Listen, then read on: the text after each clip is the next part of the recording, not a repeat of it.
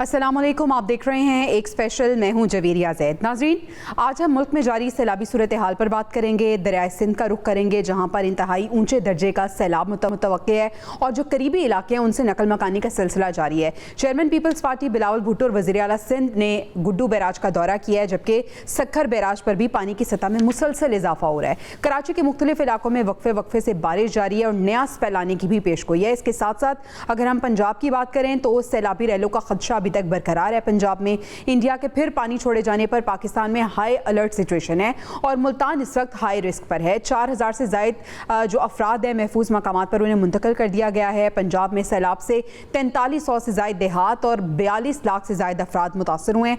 पूरे मुल्क में सैलाबी सूरत हाल है क्या, रेस्क्यू का अमल कहाँ तक पहुँचा और कब तक ये सिचुएशन बरकरार रहने की प्रेडिक्शन की जा रही है, इसको हम डिस्कस करेंगे। और साथ ही साथ हम गजा की सूरत हाल पर भी बात करेंगे। यूएनए इजलास अहवाल आपको बताएंगे जहाँ पे अमरीका ने फ़लस्तीनी वफ़द को वीज़े देने से ही इनकार कर दिया है। लेकिन डिस्कशन का आगाज़ करते हैं, सैलाबी सूरत हाल की बात करते हैं और सबसे पहले हम सिंध का रुख कर लेते हैं। मेहमानों का तारुफ आपसे करा देती हूँ। हमारे साथ सैयद सलमान शाह साहब DG PDMA सिंध मौजूद हैं और इसके साथ साथ मरियम शबीर साहिबा जो क्लाइमेट चेंज एक्सपर्ट हैं, उन्होंने हमें ज्वाइन किया है। आप दोनों मेहमानों का शुक्रिया अदा करना चाहूँगी। सैयद सलमान शाह साहब, आगाज़ आपसे करती हूँ। दरियाए सिंध की बात करते हैं जहाँ पे ऊँचे दर्जे का सैलाब मुतवक्किल है। वक्फे वक्फे से कराची में बारिश भी हो रही है और एक नया फैलाने की भी पेश गोई है। सर, ओवरऑल बताइएगा क्या एक्चुअल सिचुएशन है सिंध की?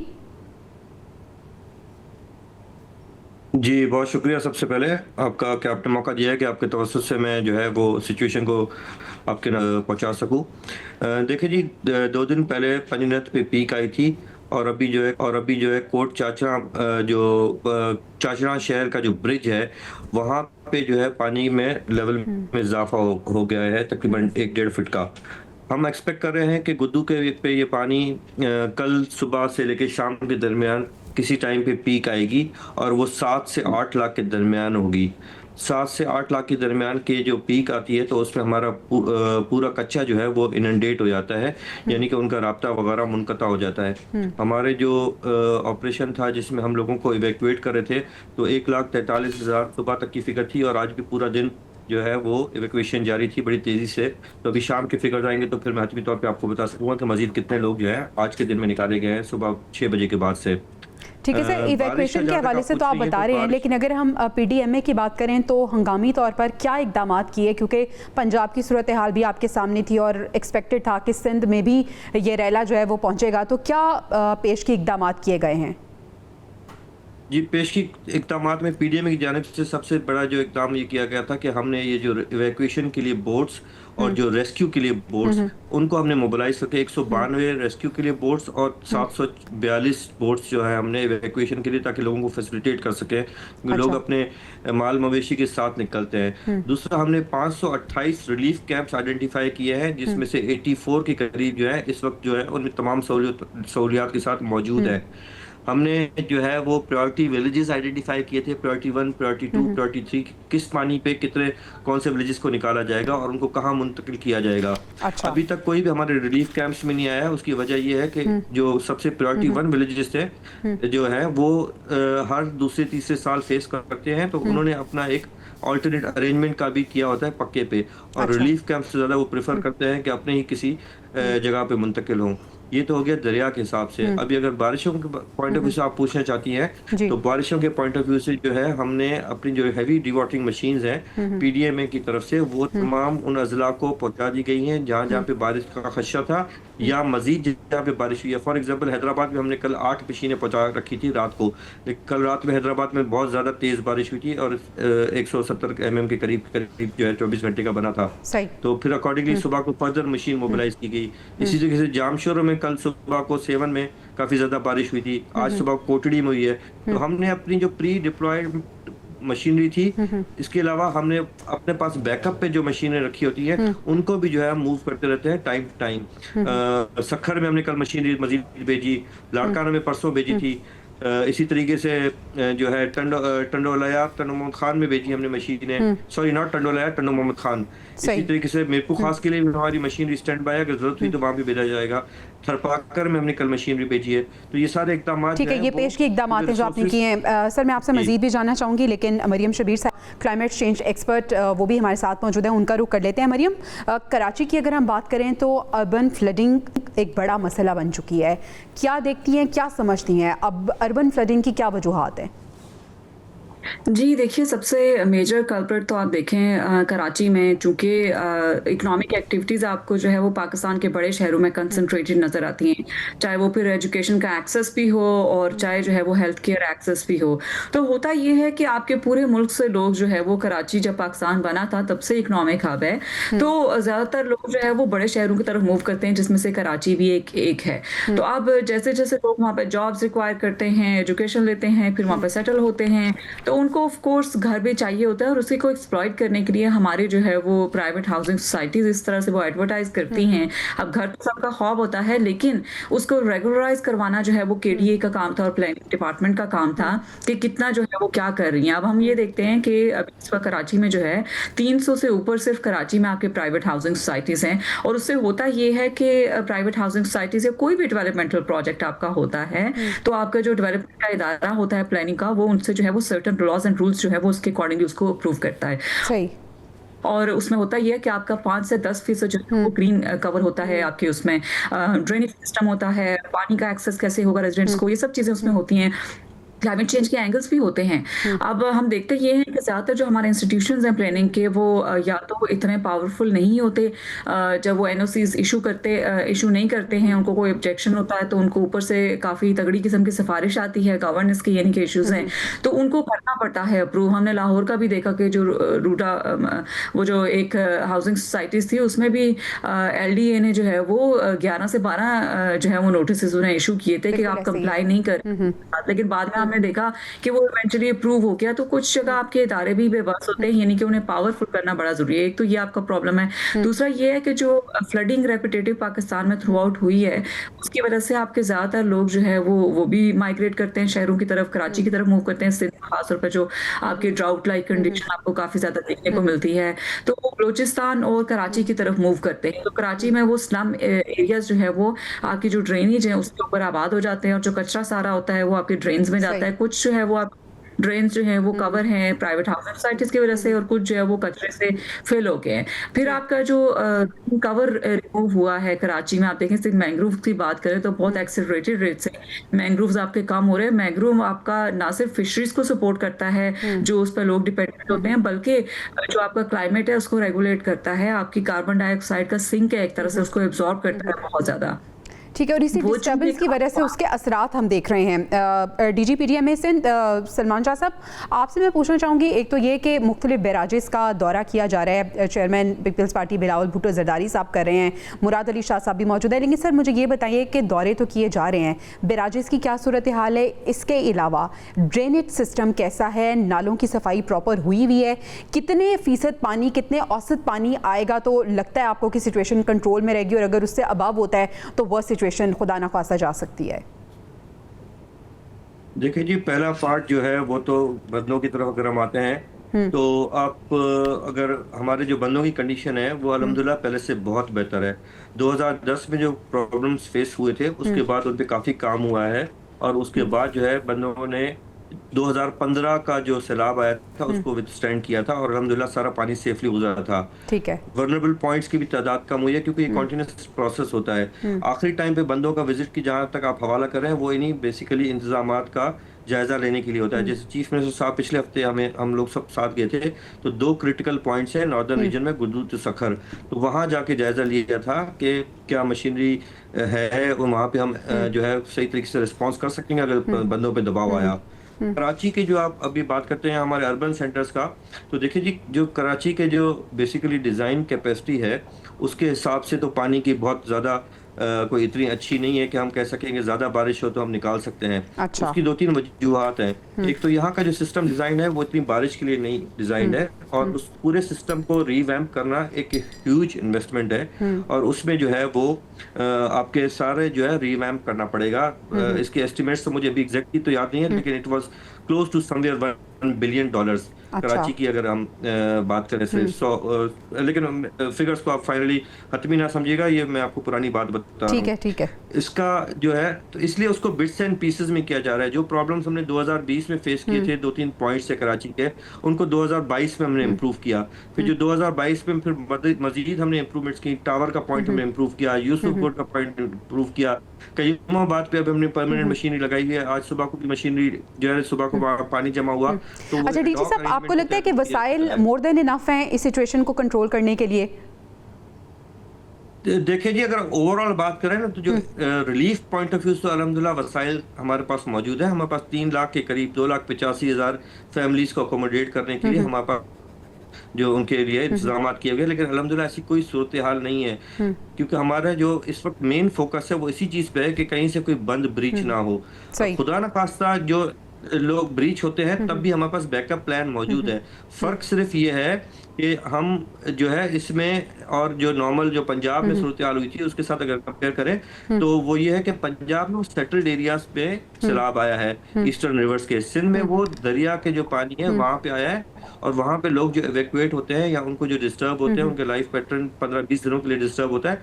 तो वो एक sort of not a routine too much routine activity, लेकिन ये कि तीसरे चौथे 5वें साल ये इस फिनोमेना से गुजरते हैं। तो उन्होंने जो है मूव आउट होना होता है और फिर मूव बैक। ठीक है, एक प्रोसेस है जिसको फॉलो किया जाता है। डीजी साहब, मैं आपसे ना चैलेंजेस के हवाले से भी पूछना चाहूंगी, लेकिन मरियम बात हो रही है डिप्रेशन और डीप डिप्रेशन के हवाले से। कहा जा रहा है कि जो कराची या ओवरऑल सिंध की बात करें तो अब ये डीप डिप्रेशन से निकलकर डिप्रेशन की तरफ चला गया है। ये जरा आसान लफ्जों में बता दीजिएगा, ये क्या इस्लाह है? जी, आई एम नॉट श्योर कि किस कॉन्टेक्स्ट में आप पूछ रही हैं। जो मौसमियाती दबाव के लिहाज से, कि मौसमियाती दबाव जो है वो डीप डिप्रेशन से निकलकर अब डिप्रेशन की तरफ चला गया है। जी देखिए, ओवरऑल अगर मैं क्लाइमेट चेंज की बात करूं, आप देखें कि इसमें होता ये है कि आपके जो मॉइस्चर है, खासतौर पर गर्मियों में टेम्परेचर आपका ज़्यादा होता है, मॉइस्चर आपका बढ़ जाता है, तो आपके जो पानी जो आपके क्लाइमेट चेंज की वजह से आपकी जो रेन फॉर्म होती है ये काफ़ी ज़्यादा आपकी जो है वो हो जाती होती है। और यही हमने इस बार देखा है। और कुछ हमने चूँकि एक प्रोसेस होता है कंडेंसेशन, जिसके थ्रू ये भी होता है कि आपकी जो आबी बुखारात होते हैं वो आपके जाते हैं माउंटेनियस एरिया या लो टेम्परेचर की तरफ चले जाते हैं। फिर आपको क्लाउड बर्स्ट का फिनोमेना भी देखने को मिलता है। कन्वेक्शन का प्रोसेस होता है जिसमें एक लोकलाइज जगह पे आपको जो है वो बादल बने नजर आते हैं। जैसे इस्लामाबाद में हमने पिछले देखा भी कि उसमें उसी में बादल चमक रहे थे। तो कुछ टेक्निकल टर्म्स है, मुझे अभी भी एग्जैक्टली नहीं समझ आई कि किस कॉन्टेक्स्ट में है। लेकिन ओवरऑल आप ये देखें कि जो क्लाइमेट चेंज आपका मुतासर कर रहा है आपके प्रेसिपिटेशन और वेदर पैटर्न्स को, ऑफ कोर्स वो आपकी क्वांटिटी भी बारिश को भी उसी हिसाब से लाता है, चाहे वो फिर रिवराइन फ्लड हो, चाहे आपके बारिश की वजह से हो, चाहे आपकी ग्लेशियर मेल्टिंग उसमें कंट्रीब्यूट कर रही है। ठीक है डीजी साहब, मैं चैलेंजेस के हवाले से बात करना चाहूँगी। एक तो ख़तरा ये है कि सैलाबी सूरत हाल यहाँ पे दरिया सिंध में हमें ना देखने को मिले। इसके बाद बारिशें भी हो रही हैं। और सर दूसरा, अगर हम कराची की बात करें तो आज भी एक अफसोसनाक वाक़या पेश आया है कि रिहायशी इमारत ज़मीन में धंस गई है और बिल्डिंग को खाली करवा दिया गया है। तो सर चैलेंजेस ओवरऑल PTM में डिपार्टमेंट को क्या क्या फेस करने पड़ते हैं? और अगर हम बात करें इवैक्यूएशन के हवाले से तो क्या इसको भी देखा जाता है? वो इमारतें जो बहुत खस्ता हाल हैं इस सिचुएशन में उनको भी खाली कराया जाता है? जी एग्जैक्टली ऐसे ही किया जाता है, यही रूटीन है। और चाहे वो पक्के के इलाके में यानी सेटल एरियाज में, बड़े शहरों में इस टाइप की इमारतें हैं। आपने पिछले महीने देखा होगा काफ़ी इमारतों को खाली कराया गया है। इस चीज़ का भी अभी हम ऑब्जर्व कर मतलब कि इस चीज़ का हम नोटिस लिया है। और इस टाइप के अगर कोई रह गए हैं तो DG जो है बिल्डिंग कंट्रोल अथॉरिटी उसको उनको मुतहरिक कर दिया गया है कि वो जो बाकी भी अगर कोई ऐसी है तो इस करंट स्पेल को फेस करने के लिए किसी तक की जान। ठीक है डीजी साहब, आपकी मौजूदगी का फ़ायदा उठाते हुए मैं आपसे कंफर्म करना चाहूँगी, क्या सिंध तैयार है किसी भी वॉर सिचुएशन से निपटने के लिए? देखिए जी, फोरकास्टेड सिचुएशन को तो फेस करने के लिए सिंध तैयार है अल्हम्दुलिल्लाह। मैं काफ़ी कॉन्फिडेंट हूँ, पूरी हुकूमत पूरी मशीनरी मुतहर्रिक है। लेकिन अनफोर्सीन अगर हो जाए, जैसे 2022 का जो एपिसोड हुआ था कि जिसमें पूरा सिंध ही जो है वो पिछले सारे सैलाबों का मजमुआ करके भी जो है एक दफा में हुआ था, तो फिर वो तो कोई भी मुल्क हो, कितना भी डेवलप कंट्री हो, उसके लिए फेस करने के लिए जो है ना वो तैयार। सर आपके पास तो सारी डिटेल्स होंगी, प्रेडिक्शन क्या है? एक्सपेक्टेड रहेगा या अनएक्सपेक्टेड सिचुएशन देखने को मिलेगी? नहीं जी, इस वक्त जो फोरकास्ट है वो हमारी है कि जो दरियाई पानी है जी वो जी 7 से 8 लाख गुजरेगा, लेकिन जो हमारी तैयारियां हैं वो सुपर फ्लड के लिए है। ठीक ये है। जो 7 से 8 लाख पानी गुजरने का है, ये एक वेरी हाई फ्लड लेवल का होता है। उसमें हमें प्रिकॉशंस लेने होते हैं, बंदों पे जो उनके ये हिफाजत के लिए जो इकदाम किए जाते हैं उसकी फ्रीक्वेंसी को बढ़ाया जाता है, विजिट्स ठीक है की, सर, आप लोग मशीनरी। तैयार हैं, और आवाम को क्या मैसेज देना चाहेंगे, एक क्या एहतियाती तदाबीर हैं जो उन्हें अपनाने की ज़रूरत है? देखिए जी, बेसिक जो आपको पता है कि दो, मैं इस कॉन्टेक्स्ट में अलग अलग आपको एक्सप्लेन करूंगा। जी बारिश के लिए जो होते हैं एहतियाती तदाबीर, सबसे ज्यादा अमवात जो होती हैं वो करंट लगने से होती हैं, या फिर कोई दीवार गिरने से होती हैं, ठीक या फिर डूब जाने की वजह से होते हैं। लोग शौकिया बारिश के मौसम में एंजॉय करने के लिए दरियाओं की नालों की तरफ रुख करते हैं। ठीक तीनों चीजों को जो है वो इन दिनों में खुसूसी तौर पे जो है इनका ज्यादा ख्याल रखना चाहिए। ठीक है। कच्चे के लोगों के लिए मेरी आपके जरिए अपील है कि वो बराए मेहरबानी अपनी जान को रिस्क पे ना लें, इंतजामिया के साथ ताउन करें, और जो है वो फौरन कच्चे के इलाके को खाली करके, कुछ अरसे के लिए वो डिस्टर्ब होंगे, लेकिन सबसे ज्यादा कीमती चीज जो है इंसान की जान होती है, तो उसकी हिफाजत को जो है वो डीजी साहब, फोकस दी इवैक्यूएशन जाए। की अगर हम बात करें तो हमने पंजाब में भी देखा कि पीडीएमए डिपार्टमेंट ये शिकवा करता हुआ नजर आया, पंजाब हुकूमत भी शिकवा करती हुई नजर आई कि लोग जो हैं वो इस तरह से नहीं हेल्प आउट करते, आपके साथ कोऑर्डिनेट नहीं करते, ताउन नहीं करते। तो सर सिंध में भी यही मसला होता है, इवैक्यूएशन के लिए लोग रेजिस्ट करते हैं? देखिए जी, ये तो इंसान की नेचर है, कोई अपना घर आराम से नहीं छोड़ता।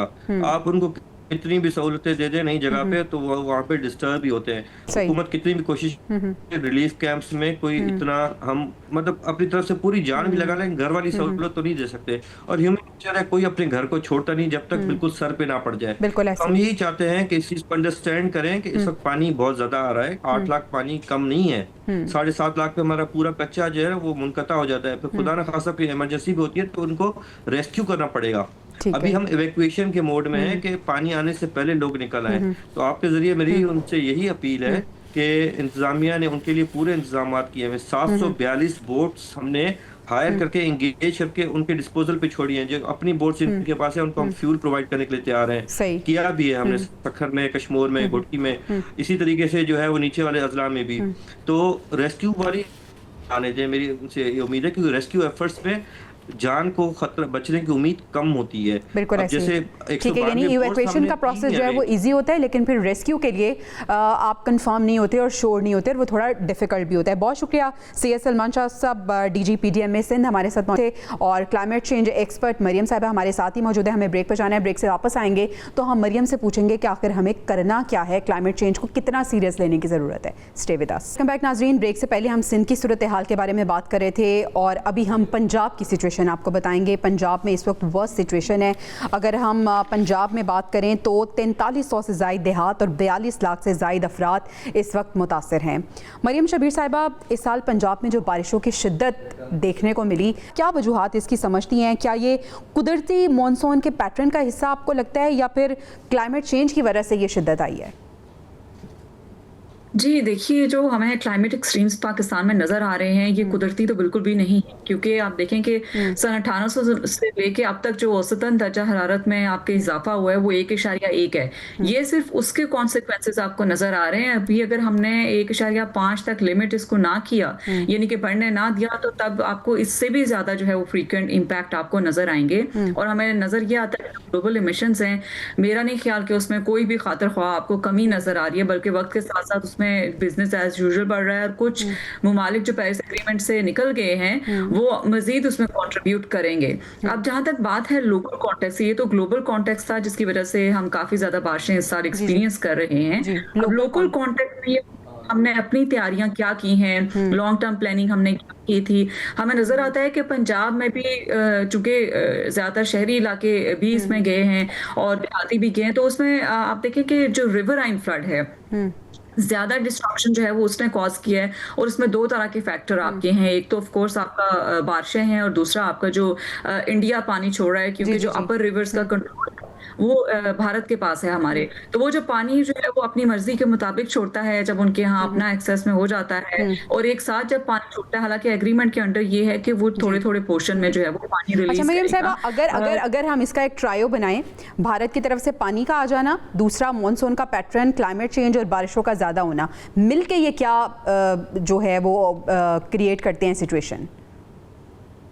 जी, देखिए मिलके वही सिचुएशन क्रिएट करते हैं जो हमें इस साल हम्म देखने को मिली है। आप देखें कि आपकी जितनी ज़्यादा प्राइवेट हाउसिंग सोसाइटीज़ थी जो कि रावी दरिया के बीच में और अराउंड थी, एक तो वो डूबी और उनको होना ही नहीं चाहिए था आइडियली उसके अराउंड। सेकेंडली हमने ये देखा कि जो जितनी आपकी एग्रीकल्चरल है लैंड है, जो किसानों की ज़मीनें थी जितनी ज़्यादा, ठीक है। जो कि आपके 23 जीडीपी में कंट्रीब्यूट करती हैं, उनको बहुत ज़्यादा नुकसान पहुंचा है, खासतौर पर अच्छा चावल की मरियम, इरफान अली काटिया साहब DG/PDMA उन्होंने भी हमें ज्वाइन कर लिया है। Thank you so much for joining us sir. Punjab की इस वक्त क्या सूरत हाल है, हमें बताइएगा कौन कौन से इलाके ज़्यादा मुतासिर हैं, और अगर हम रेस्क्यू ऑपरेशन की बात करें तो कितना कामयाब ये ऑपरेशन जो है वो चल रहा है।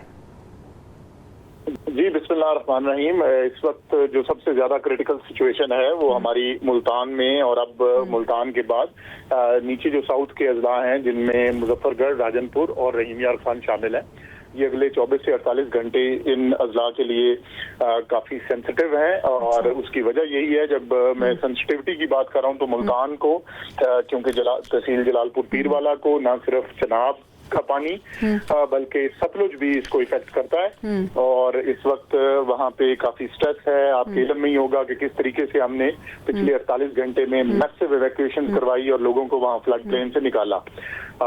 अभी अल्हम्दुलिल्लाह काफी हद तक इवैक्यूएशन 100% कंप्लीट हो चुकी, और मैं एक दफा आपके तवज्जुह से फिर लोगों से रिक्वेस्ट करूंगा कि खुदारा इस वक्त हमें डिस्ट्रिक्ट एडमिनिस्ट्रेशन की कॉल पे लब्बैक कहना है और इंसानी जिंदगियों को का जो तहफ़्फ़ुज़ है उसको यकीनी बनाना है। तो आप खास तौर पे अब जो नीचे वाले अजला हैं इनको फौरन अब इवैक्यूएशन को यकीनी बनाने में एक मुश्किल अमल है, लेकिन कॉपरेशन की जरूरत है। सर ये बताएं कि इंडिया की तरफ से बार बार पानी का छोड़ा जाना कितना बड़ा रिस्क क्रिएट कर रहा है पाकिस्तान के लिए? इंडिया की तरफ से फिर एक दफा पानी की वार्निंग थी, और हम क्योंकि हाई अलर्ट में हैं ऑलरेडी और हाई फ्लड में हैं, तो हम दोबारा इस पानी को भी अब दरिया सतलुज के बेड से प्रॉपरली गुजरना होगा। जी सर, जो आपकी प्रिपरेशन थी, जो इस सिचुएशन से पहले प्रिपरेशन थी, ये जो सिचुएशन क्रिएट हो गई है ये यकीनन अनएक्सपेक्टेड है, तो इसमें टीम्स के हवाले से, वसाइल के हवाले से कोई चैलेंजेस ऐसे जो आपको फेस करने पड़े हों?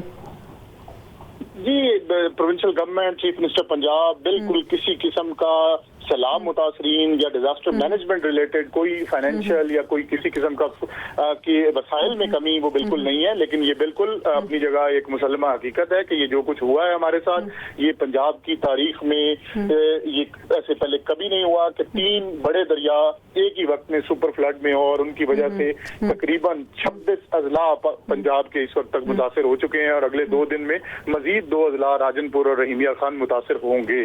तो 28 अजला मीनिंग देयर कि तकरीबन पूरा पंजाब इस वक्त इस मैसिव फ्लड्स की वजह से इनंडेशन की लपेट में है। जी डीजी साहब, क्या एक्सपेक्ट किया जा रहा है, क्या प्रिडिक्ट किया जा रहा है, कब तक ये सिचुएशन रहेगी? मॉनसून का जो स्पेल है ये कब तक बरकरार रहेगा, और खासतौर पर दरियाओं में जो तुगयानी की सूरत हाल है, सैलाबी सूरत हाल है?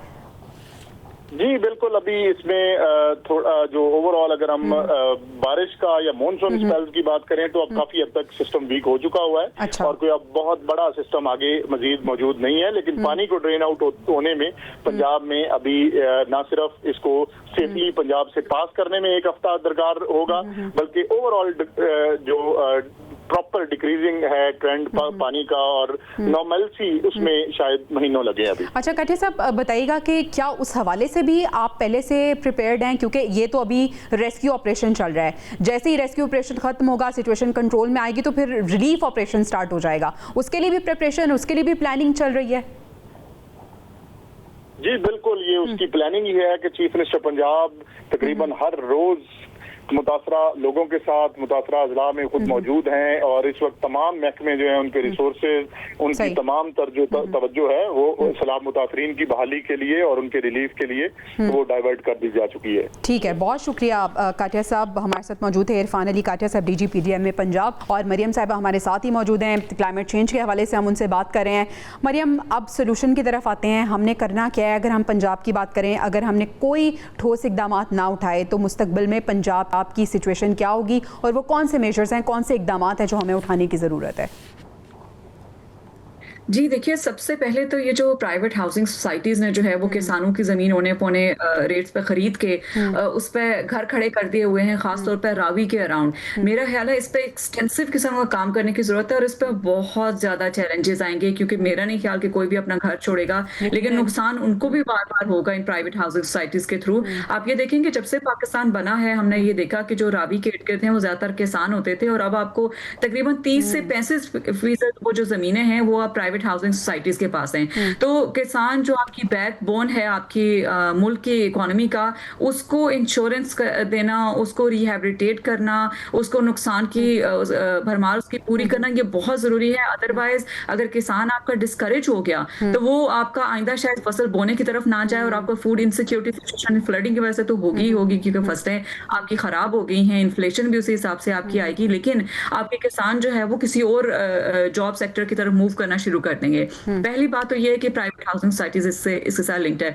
दूसरा ये कि ये जो हमारे प्लानिंग डिपार्टमेंट्स हैं इनको एम्पावर करने की जरूरत है। ये स्ट्रिक्ट किस्म के रूल्स को अप्लाई करें और अगर इनकी पावर इतनी ज़्यादा नहीं है तो जो लाहौर हाई कोर्ट है उनको नोटिस लेने की ज़रूरत है, जैसे वो एयर क्वालिटी के ऊपर लेते हैं। मेरा ख्याल है कोर्ट्स अपना रोल प्ले करेंगे तो जो पावरफुल सेक्टर्स हैं वो भी थोड़ा जो है वो अकाउंटेबिलिटी की तरफ जो है वो उनको बीच में लाया जा सकेगा। फिर मीडिया ट्रायल ऐसे लोगों का होना चाहिए जो वायलेशंस करते हैं ऐसे लॉज की, क्योंकि जब तक मीडिया इनके साथ क्लब नहीं करेगा इनको कुछ चेंज नहीं हो सकता। इसी तरह आप ये देखें कि आपका ड्रेनेज सिस्टम जो है उसको थोड़ा इंप्रूव करने की जरूरत है, ताकि आपके पास ग्राउंड इतना हो कि पानी एब्जॉर्ब कर सके।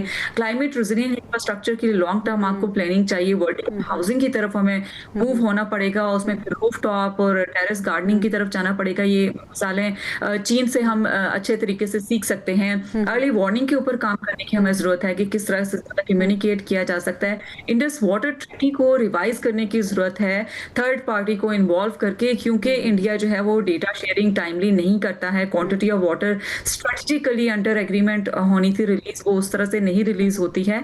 तो मरियम, आखिरी सवाल मैं आपसे ये पूछना चाहूंगी कि इस साल से पहले हमने क्लाइमेट चेंज को लेकर बहुत सी बातें की, बहुत से सेमिनार्स भी होते रहे, लेकिन अनफॉर्चुनेटली हमने इसको फॉर ग्रांटेड लिया। आपको लगता है कि इस साल जो हमने सिचुएशन फेस की है इसके बाद हम इसको संजीदगी से लेंगे और अब ये नागुज़ीर हो चुका है संजीदगी से लेना? जी देखिए, मेरा ख्याल है कि लैक ऑफ पॉलिटिकल विल है। अभी भी ग्राउंड में आपके जो है वो पॉलिटिशियंस आ रहे हैं, फोटो सेशन करवा रहे हैं और जैसे ही सैलाब खत्म होंगे कोई उनके मुड़ के भी लोगों को नहीं पूछेगा। तो एक तो पूरी अप्रोच को चेंज करने की जरूरत है, लेकिन थोड़ा हमारा जो सिस्टम जिस तरह से है कि लोग भी वोट उन्हीं लोगों को देखते हैं जो दिखते हैं इस तरह की चीजों में, छोटी मोटी चीजों में। तो क्लाइमेट चेंज में आपको लॉन्ग टर्म प्लानिंग चाहिए। तो मेरा ख्याल है एक होलिस्टिक अप्रोच हमें जो है वो अपनानी पड़ेगी और जो आपके टेक्नोक्रेट्स हैं, ब्यूरोक्रेट्स हैं, उनको ऑन बोर्ड लेके उन्हें ट्रेन करके उससे लॉन्ग टर्म प्रोजेक्ट जो है वो इम्प्लीमेंट करवाने पड़ेंगे, क्योंकि आपके जो पॉलिटिशियंस हैं उनका ड्यूरेशन शॉर्ट होता है और उनको प्रोजेक्ट भी पॉपुलर किस्म के लेने होते हैं। कोई भी आपको नुमाइंदा इस प्लेस पर वोट नहीं देगा कि आपने कितने दरख्त लगाए हैं।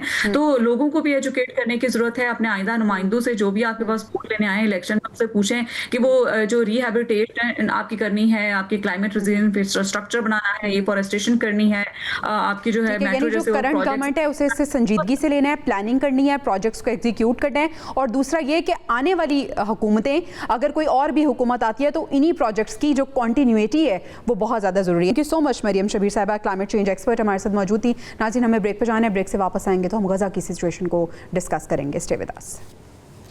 वेलकम बैक नाज़रीन। इसराइली बमबारी का सिलसिला जारी है और गज़ा की सिचुएशन ये है कि मज़ीद 52 फ़लस्तीनी शहीद हो गए हैं और अगर हम ओवरऑल 7 अक्टूबर 2023 से अब तक की बात करें तो शोहदा की मजमूई तादाद 64,522 हो गई है, जबकि 1,63,096 अफराद इस वक्त ज़ख्मी हो चुके हैं। इस सब पे बात करने के लिए फिर UN इजलास जिससे शिरकत से रोकने के हरबे अमरीका इस्तेमाल कर रहा है, क्योंकि उन्होंने फ़लस्तीनी वफ़द को वीज़ा देने से इनकार कर दिया है। इस सब और पूरी सिचुएशन पर बात करने के लिए जौहर सलीम साहब ने हमें ज्वाइन किया है, एक्स फॉरेन सेक्रेटरी हैं। जौहर सलीम साहब, thank you so much for your time.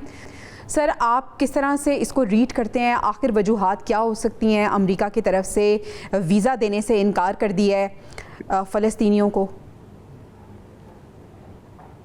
जी, ये बहुत अफसोसनाक है क्योंकि जो यूनाइटेड नेशंस जनरल असेंबली का सेशन है उसमें पूरी दुनिया के रहनुमा शिरकत करते हैं और जाहिर है इस वक्त ये गजा में का जो मसला है और जो वहाँ की सूरत हाल है वो ऐसी है कि उस पर पूरी दुनिया बात करना चाहती है।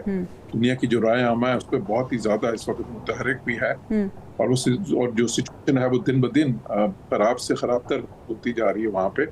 अमेरिका जो इस तरह के इस पे जो वीजेस नहीं दे रहा, तो इससे तो जाहिर है कि और वो उसमें महमूद अब्बास जो हैं जो शामिल हैं, जो उसके सदर हैं इस वक्त, और बाकी जो उनकी सारी वफद है, तो उससे तो जाहिर है कि वो जो मीटिंग्स वहाँ पे होंगी हैं उनमें एक रखना पड़ सकता है। तो इसलिए इस चीज़ का भी कई इस किस्म के ख्यालात भी पेश किए जा रहे हैं। वैसे तो माजरत के साथ हमने अक़वाम मुत्तहिदा का कोई किरदार नहीं देखा, लेकिन अभी ये जो अमेरिका की तरफ से हरबे इस्तेमाल किए जा रहे हैं, आपको नहीं लगता कि ये बैनुल अक़वामी क़वानीन और अक़वाम मुत्तहिदा के जो चार्टर है उनकी खिलाफ वर्जी है, सरियन खिलाफ वर्जी है? जी बिल्कुल, यूनाइटेड नेशंस की जो एक उसकी पोजीशन है वो तो जाहिर है, और जो चाहता है उसके हिसाब से इस तरह नहीं होना चाहिए। अब जाहिर है प्रेसिडेंट ट्रम्प का जो एक है उनका अपना स्टाइल है हर चीज करने का, वो जो है वो भी इस वक्त जोर डालना चाह रहा है हमास पे बहुत ज्यादा, कि वो जो लेटेस्ट प्रपोजल पेश किया है जिसके तहत वो 48 हैं, बाकी जो रह गए हैं उनके पास जो हॉस्टेजेस हैं उनको वो रहा कर दें, और फिर उसके बदले में 3000 जो फ़लस्तीनियंस जो कैद हैं उनको रहा किया जाए, और एक टेम्पररी सीज फायर हो जिसके दौरान जो परमानेंट एक है जो इसकी बंदी उसको नेगोशिएट किया जाए। लेकिन जाहिर है कि लेकिन उसमें क्योंकि इजराइल ये भी कह रहा है कि इसके बाद ये डिसार्म करें, और उस पर हमास बिल्कुल भी नहीं मानती, और भी कई ऐसे अमूर हैं जो के तलब हैं, तो वो बात अभी तक बीच में है।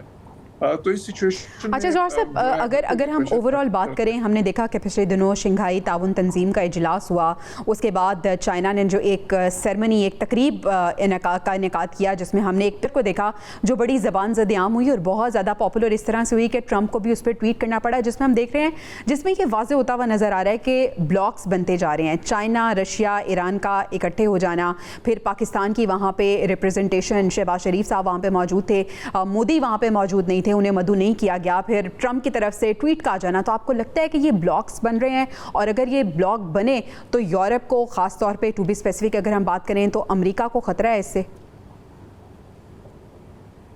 अच्छा, ये दिलचस्प अम्र है वो इसलिए कि चीन ने खुद जो एक अल्टरनेट विजन जो पेश किया है दुनिया के सामने, कि वो जो एक मल्टीपोलर वर्ल्ड जिसको कहते हैं, कसीरुल जहती जो है इंटरनेशनल ऑर्डर, तो उसमें जो उसके जो बुनियादी कलिये हैं उसमें एक असूल ये भी है कि ब्लॉक्स नहीं हों, क्योंकि ब्लॉक्स की पॉलिटिक्स जो सी है वो मगरिब ने की है। मिसाल के तौर पे नेटो मुल्कों का एक ब्लॉक है, जो यूरो अटलांटिक अलायंस है, ये अलायंस है अमेरिका का और नेटो का, वो एक ब्लॉक है। लेकिन चीन चाहता है कि दुनिया में ब्लॉक्स नहीं बने, बल्कि इक्वालिटी हो, म्यूचुअल ट्रस्ट हो, म्यूचुअल रिस्पेक्ट हो, उसकी बेसिस पे जो है वो अब मुल्क आप एक कोऑपरेटिव फ्रेमवर्क में आए, और जो भी अमूर हैं वो डायलॉग के जरिए हल हों। तो उन्होंने तो जो विजन दिया है उसमें तो वो खुद ब्लॉक्स की नफी करते हैं। हाँ, अलबत्ता ये है कि अब ये मुल्क ऐसे हैं जिसमें चीन है, रशिया है, ये बहुत ही ज्यादा करीब हो चुके हैं, एक नो लिमिट्स पार्टनरशिप है इनके बीच में, तो ये कहते हैं। नॉर्थ कोरिया भी जाहिर है उसमें शामिल है, बिकॉज नॉर्थ कोरिया तो वहाँ पे वो अपने फौजी भेज रहा है वहाँ पे यूक्रेन में हजारों के हिसाब के लिए। तो अब फिर उसमें किसी हद तक ईरान भी जाहिर है वो उनके साथ भी स्ट्रेटेजिक पार्टनरशिप है, रूस की भी और चाइना की भी। चाइना की जो है वो ज्यादा इक्तिसादी जो उसका फोकस है, ज्यादा इक्तिसादियात पे। तो लेकिन देखिए पाकिस्तान अब जिस तरह है, तो पाकिस्तान तो किसी ब्लॉक का हिस्सा नहीं है। चाइना के साथ हमारी एक ऑल वेदर कोऑपरेटिव पार्टनरशिप है, और एक बहुत ही लाभप्रद दोस्ती है, और वो जो है उसमें उसके इक्तिसादी भी उसमें है। सर, पाकिस्तान किसी ब्लॉक का हिस्सा तो है नहीं, लेकिन अगर ब्लॉक्स बनते हैं तो हम देख रहे हैं कि पाकिस्तान की पसंदीदगी दोनों तरफ से हमें नज़र आ रही है। चाइना, रशिया के साथ भी ताल्लुकात अच्छे हैं, ईरान के साथ भी बेहतर हुए, फिर हम देख रहे हैं कि अमेरिका भी पाकिस्तान के गुण गाता नज़र आ रहा है। अगर हम अमेरिका की बात करें, वैसे तो ट्रस्ट वर्दी नहीं है ट्रम्प साहब, अगर भारत के साथ उनके रिलेशनशिप को देखें तो पहले बड़ी सपोर्ट थी भारत को, लेकिन फिर टैरिफ बढ़ा देना ट्रम्प की जानिब से, लेकिन अब कह रहे हैं कि मोदी मेरा भाई है। तो हम किसको असलियत समझें ट्रम्प की?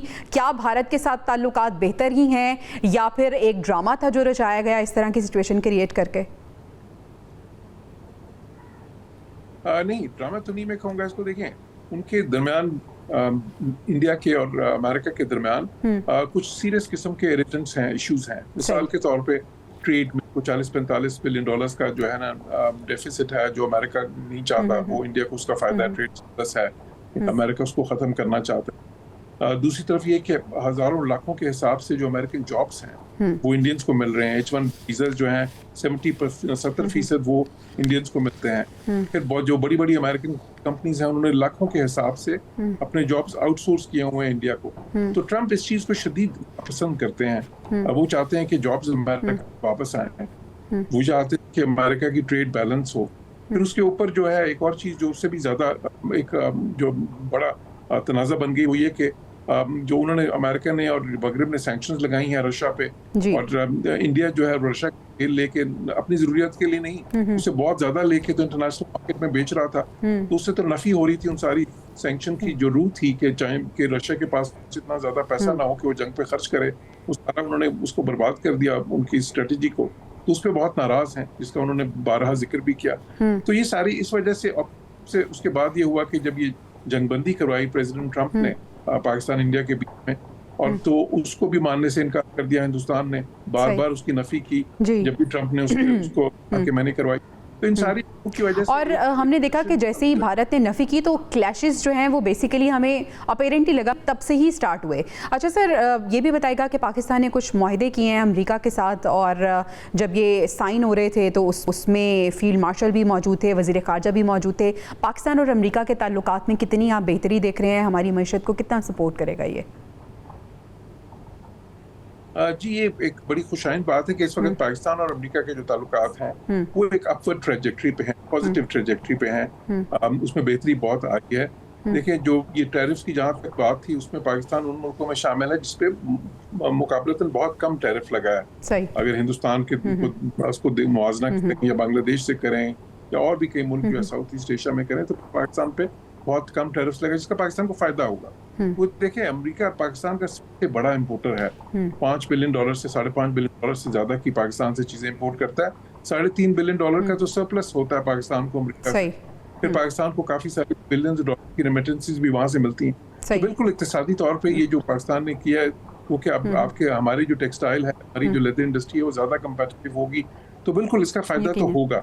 लेकिन हमें चीज का भी अब मेरे ख्याल है जो है ना हमारे लिए है कि हम इसको देर पा बनाएं, वैसे इंस्टीट्यूशनल मैकेनिज्म्स क्रिएट करें कि ये सिर्फ थोड़ी, ठीक है, यानी एक ग्रेट अपॉर्चुनिटी है, इसको हमें प्रॉपरली अवेल करने की ज़रूरत है। सर, आपकी मौजूदगी का फ़ायदा उठाते हुए और back to the actual question, हम गज़ा की सिचुएशन पे ये बात करना चाहेंगे कि क्या मुस्लिम ममालिक का जो किरदार है गज़ा की सिचुएशन पे या गज़ा का जो मुकदमा लड़ने में, आपको लगता है कि ये स्ट्रॉन्ग इनफ है या हमें कुछ करना चाहिए और मुस्तकबिल करीब में हमें निकलता हुआ नज़र आ रहा है? जी बिल्कुल, जो दो चीजें आपने कही बहुत बहुत अहम है। तो पहली बात यह है कि देखें, मुसलमान मुल्कों ने जो है बिल्कुल जो उनसे हो सकता था किसी हद तक किया। अच्छा। जाहिर है अपना वो जो है ना OIC के फोरम में भी बायलैटरल लेवल पे देखें, सऊदी, जॉर्डन है, इजिप्ट है, ये सारे मुल्क वो हैं जो कि उन मुज़ाकरात में भी शामिल रहे हैं जो अमेरिका हमास के साथ और हमास के और जो है ना इजराइल के बीच में करवाता रहा है। इन मुल्कों ने भी एक अच्छा किरदार अदा किया। लेकिन साथ ही साथ हमने ये भी देखा कि जो इस पे मुजाहरे हुए वो मगरबी मुल्कों में बहुत ज्यादा बड़े थे मुसलमान मुल्कों के मुकाबले। तो वहाँ पे शायद राय आमा जो है उसने ज्यादा मुतहरिक होके प्रेशर जो है जनरेट किया। तो लेकिन मैं शुरू में इसमें ये कहता रहा हूँ, साल 1.5 साल से मैं ये कह रहा हूँ कि जितना भी प्रेशर मुसलमान उस पर जनरेट कर लेते उससे बहुत ज्यादा फर्क इसलिए नहीं पड़ना था कि आखिर में ये मसला हल होना है हमास और इजराइल के मुज़ाकरात के उसी में निकलेगा, और वो जो अमेरिका की मीडिएशन में हो रहे हैं, और वो अब जो है इस वक्त जिस नहज पे हैं उसमें अब ये इस वक्त भी बहुत ज्यादा प्रेशर गुजार है। सर, इजराइल ने कहा कि हमास अगर हथियार नहीं डालेगा तो हम कुछ भी नहीं कर सकते। बिल्कुल, और ये एक अफसोसनाक बात है बिकॉज पूरी दुनिया जो है ना इस पे देखें इतना राय मुतहरिक है। वेस्टर्न कंट्रीज ने भी, अमेरिका से लेके China, Russia, east Asia, central Asia, पूरी दुनिया ने इतना ज्यादा इस पे जो है ना अपने जो है ना अपनी आवाज उठाई, इतने ज्यादा मुतहरिक हुए नेशंस के अंदर भी। फिर देखें इंटरनेशनल कोर्ट ऑफ जस्टिस में भी, फिर आप देखें ICC के अंदर भी रूलिंग आई सारी। लेकिन उसके बावजूद जो है ना यहाँ तक यूनाइटेड नेशंस सिक्योरिटी काउंसिल में रेजोल्यूशंस आए इजराइल के खिलाफ, यूनाइटेड नेशंस जनरल असेंबली में रेजोल्यूशंस हुए उनके खिलाफ। लेकिन उस सब के बावजूद वो उन्होंने ये प्रेशर लिया, और उसलिए लिया कि क्योंकि अमेरिका जो है उनके साथ खड़ा है इसमें, और वो अमेरिका की एक लॉन्ग स्टैंडिंग पॉलिसी है, कोई नई चीज नहीं है। सही। तो आखिर में ये मसला जो है उस सारे प्रेशर के बावजूद, क्योंकि नेतन्याहू जो है उनके लिए इक्तिदार की जंग है। उनको पता है कि जिस दिन ये कॉन्फ्लिक्ट खत्म हुआ वो इक्तिदार से बाहर होंगे और शायद जेल में होंगे, क्योंकि उनको बहुत ज्यादा के मुकदमात हैं करप्शन के और अब्यूज ऑफ पावर। तो इसलिए वो जो उनकी जो है अपनी जो सियासी सर्वाइवल है उसकी वजह से उन्होंने इजराइल को इसमें, अभी देखिए उनकी फौज तक में इसके ऊपर बहुत जौहर सलीम साहब, आखिरी सवाल आपसे ये पूछना चाहूंगी कि ट्रंप कोई किरदार अदा कर सकते हैं, क्योंकि उन्होंने पीस मेकर की बड़ी बातें की हैं और वैसे भी हमने देखा कि वो कह रहे हैं कि जंग बंदी में मैं बड़ा पेश हूँ। पाकिस्तान इंडिया की भी बड़ी मिसालें देते हैं, इस बात वो यूक्रेन रशिया की भी बात करते हैं। तो आपको लगता है कि वो कोई किरदार अदा कर सकते हैं? जी बिल्कुल, अगर कोई इसमें इजराइल के अलावा कोई किरदार अदा कर सकता है तो वो प्रेसिडेंट ट्रंप ही हैं। उन्हीं में आप ये देखें कि जब उन्होंने इजराइल को कहा था, ईरान के साथ जब इजराइल की जंग हो रही थी, और एक मौके पे जब उन्होंने कहा इजराइल को कि अब इसको खत्म करें इसको, और बड़ी उन्होंने बाशिगार आवाज में कहा, तो इजराइल ने रोक दी थी सारी बॉम्बिंग। तो मतलब उनमें बिल्कुल वो कैपेसिटी है, अगर वो बहुत ही ज्यादा प्रेशर डालें इजराइल पे तो इजराइलीज बिल्कुल उसको उस प्रेशर को तो उनको सुनना पड़ेगा, बिकॉज देखिए अमेरिका की हमायत के बगैर वो इसको जारी नहीं रख सकते। तो बिल्कुल इसमें ट्रंप का किरदार है बहुत अहम होगा, और मेरे ख्याल अब वो वक्त आ गया है जहाँ पे प्रेसिडेंट ट्रंप को वो किरदार अदा करना चाहिए। ठीक है, थैंक यू सो मच जौहर सलीम साहब, एक्स फॉरेन सेक्रेटरी मौजूद थे। नाजरीन इजाजत दीजिए।